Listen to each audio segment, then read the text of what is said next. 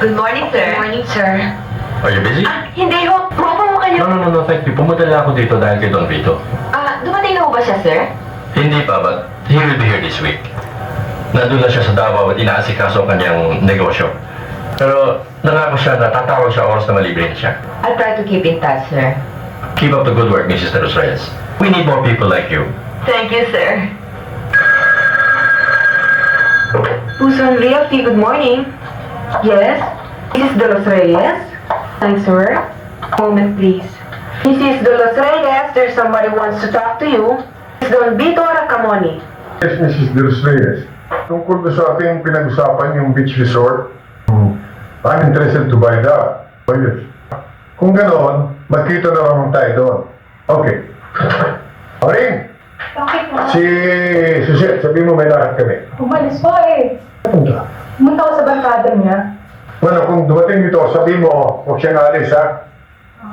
Sige, Sige. ha? Para tayo. Ano ba naman, Jim? Kanina pa kita iniintay. Saan ka ba nanggaling? Dami ko lang yung kotse, mahirap na eh. Sino naman makakita sa atin dito? Mabuti na yung nagsisiguro. Halika na.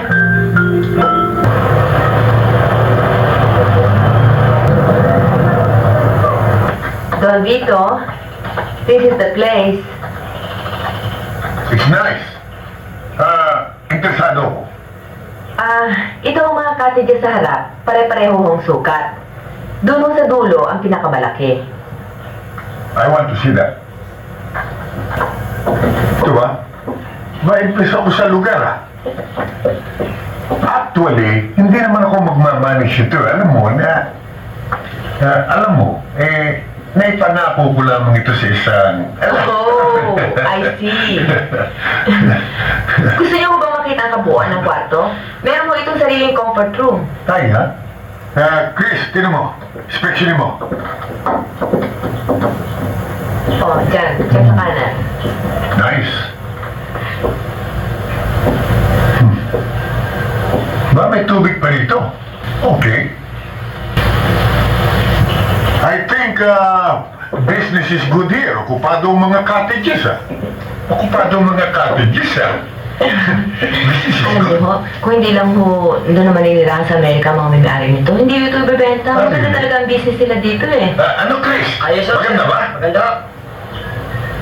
Pwede kong tingnan. Malakas ang tubig dito, wala akong problema. Sana mag-design na.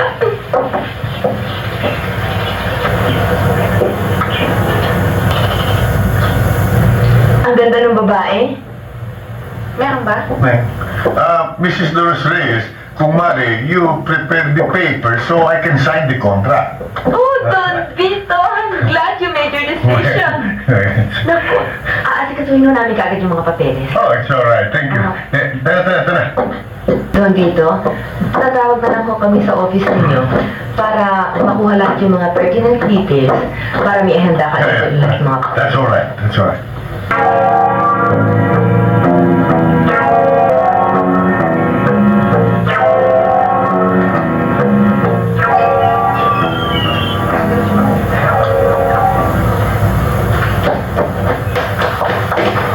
Suzette! Sweetheart, nandito ka pala. Hindi ka nagpasabi di. Saan hindi ako umalis? Saan ka magaling? Nag-shopping lang ako eh. Hindi ba sinabi ko sa'yo? Ayoko ng kutayng nalayas. Wala naman akong ginagawang masama. Kahit na, sinabi ko sa'yo, ang tungkulin mo, maghintay dito sa bahay. Pagsilbihan ako, paglingkuran, at kung talagang ibig mo umalis, magpasama ka sa aking natauhan. Magpasama? Bakit?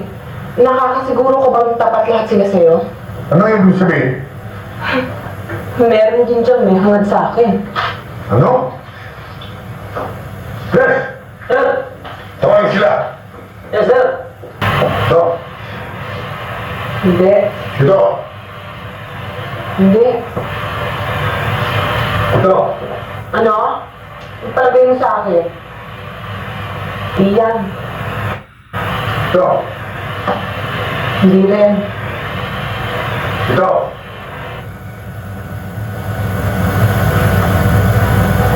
Walang hiya ka? Pati ako ibig mong talunin. Chris! Boss! Gising ko! Boss! Boss! Wala pa akong masasabi, boss!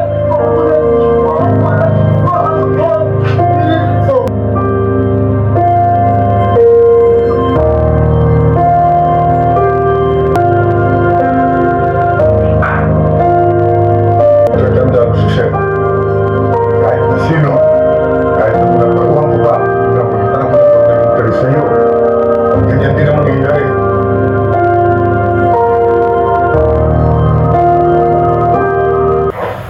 Ang mga bata! Mga bata mo? Oo. Natutulog ko. Si Christy. Si Christy. Nasa eskwela ko ah. Ma, kayo, samahan ko? Hindi. Hindi ako nagugutom. Lakad ka na. Mainit ang ulo ko. Ay, Loli, mukhang masinding ito kung ang araw kumamot kayo, ano? Tingnan mo yung mukha mo, hindi mo maipinta. Parang isumba ako eh. Ay, naku, Lola. Paano namang hindi iinit ang ulo ko? Yung kaisa-isang pinakamalaking day na pinagkatiwala sa akin ng aking boss. Ayun, pinakailaman ni Miss Rubia. Ayaw na tayo umahin dito. Mabuti ka. Ay, no. Sinabi ko na sa'yo, umistan ka ng bahay. At gagawin mo asawa mong anak mo, wala ka sa isang ulan. Hala, tumawag ka sa telepono. Lola, walang panahong manood ng sine si Hiner. Busy sa talyer yun. Palagi na lamang busy. Wala naman palang panahon talaga sa akin yun eh. Misi, huwag tumutuloy sa lambre. Teka, lumita, magbis ka, at pumunta tayo sa talyer.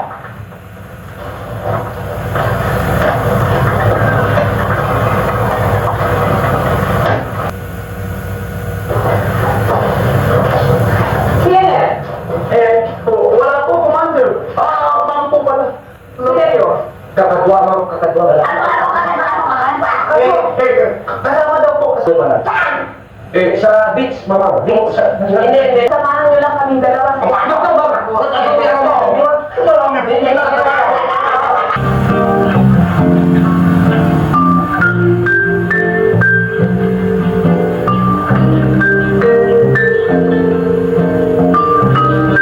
Alam mo ba yung beach na gusto mo din noon? Yung maganda, nabili mo na ba? Hindi na nga matutuloy eh. Nalaman kasi ni Daddy na sumasama ako sa iba. Kinasal niya na lang ang kontrata niya sa Puso Enterprises. Puso Enterprises? Oo, sila kasi yung nag-handle ng sales noon eh. Pinuin mo, nakakahiya naman sa kanila.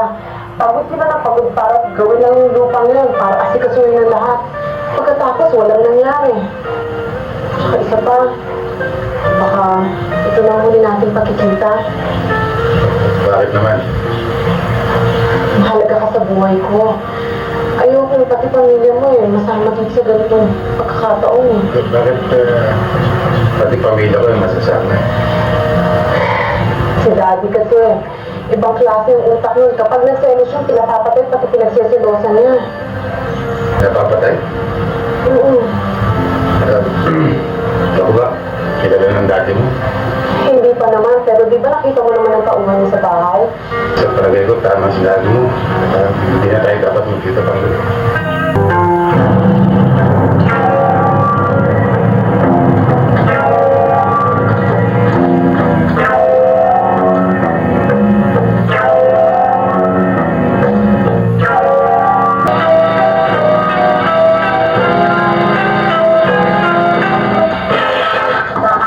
Ayun ang tumatang mo, no? Sa loob, nawala